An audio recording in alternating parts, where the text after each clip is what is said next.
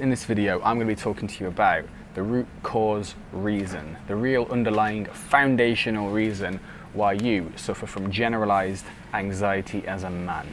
Alright guys, how's it going? My name is Oliver from The Courageous Man, helping men conquer anxiety and live a life of purpose. So, this underlying feeling of anxiety, nothing's really going wrong, but you can't help it, can you? You feel anxious, you feel nervous, you feel uneasy, you feel tense. You can't understand why this is. You've racked your brains, you've tried breath work, you've tried meditation, you've tried all these other different techniques to try and solve the problem. You can't figure out why this is. Well, let me tell you why this is happening to you in a bit of a story. And it's a story from a client I had recently. We'll call him Jimmy, just for the sake of confidentiality. So Jimmy came to me initially, and on the first call, he told me that he's a salesman and he can't help but just feel anxious most of the time. He doesn't know why this is. He wants to sort it out. He wants to figure it out. And he told me something quite interesting. Anxiety for him manifests when he meets a new person. As a salesman, he reaches out to shake the hand and his palms are sweating. He says, I notice that my palms are sweating, and then I worry that they are going to see that my palms are sweating, and then he starts forcibly trying to stop his palms from sweating and starts obsessing about his sweaty palms and freaking out about it and resisting it, and it just gets worse and worse and worse to the point where he's a bit of a wreck. He has to go back into the office and sit down and just avoid people for a while until it calms down. I found this quite interesting. I asked him, what's your relationship to your sweaty palms? And he looked at me a bit confused. He was like, what do you mean by that? And I was like, well, when you have sweaty palms, what does that mean? If the people that you're serving notice that you have sweaty palms, what does that mean? And Jimmy says, I'm nervous. It means that I'm nervous. It means that they're going to see that I'm nervous, and I don't want people to know that I'm nervous. Now for me, this was the light bulb moment for mine and Jimmy's work together. You see, because sweaty palms, anxiety, nervousness is not inherently a problem. They're just normal bodily sensations that come and go. It's not a big issue. But what was making Jimmy's anxiety worse, the story that Jimmy was telling himself, is that it was absolutely not okay to be nervous. It was absolutely not okay to be nervous in this moment. And if I'm nervous and other people see that I'm nervous, I'm going to be shamed, embarrassed, rejected. But what I also started to wonder was, why did Jimmy have this attitude towards nervousness in the first place?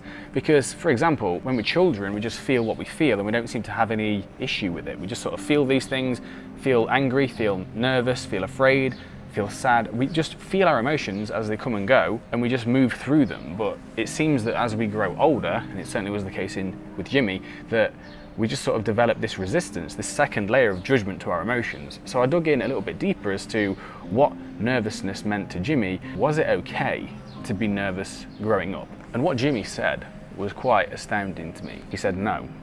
He said, growing up, my dad told me to always have it together, to keep it together, to keep strong.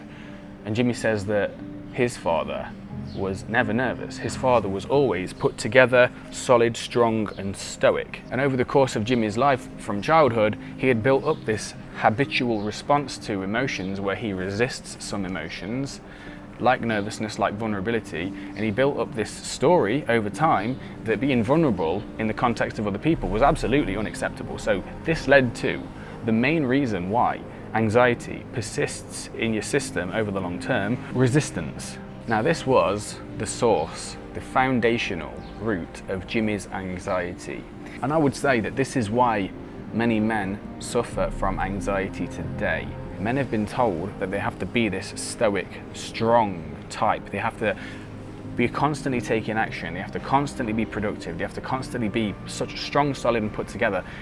They struggle to allow themselves to feel a full breadth of emotion, which means that men are resisting their emotions today. So I'm saying to you, if you are experiencing persistent, generalized anxiety, nervousness, unease, tension, it may be somewhere in your makeup you are resisting these emotions.